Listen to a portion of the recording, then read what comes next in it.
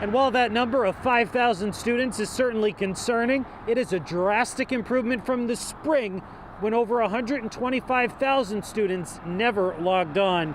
Here in Plainfield, today is the first day of the hybrid model. They were distance learning until now, and they needed a lot of technology.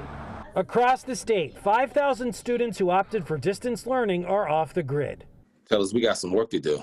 That's despite the state handing out more than 140,000 laptops. State Senator Doug McCrory co-chairs the legislature's Education Committee. The technology is here for the most part, but however, there are some communities, and I'll say for Hartford, just because you have the laptop and you have the device, you still need to have that connection.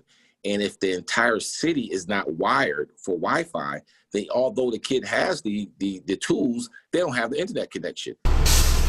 From the state to the local level, Plainfield, Connecticut, part of a cluster of communities in the east central part of the state seeing a COVID spike.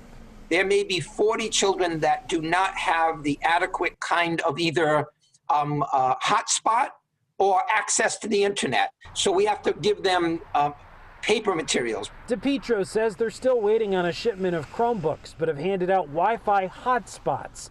Technology and connectivity isn't their only problem. We're having difficulty communicating to the parents that the children are home, but they're not logging on. And the parents will say, well, I'm not there to watch them. They told me they were there, but they weren't there. So we're struggling. We've actually made home visits.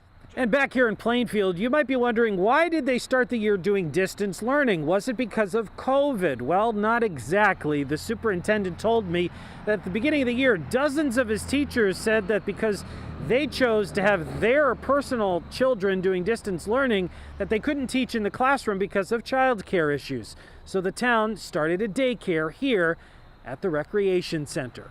Reporting in Plainfield, Matt Caron, Fox 61 News.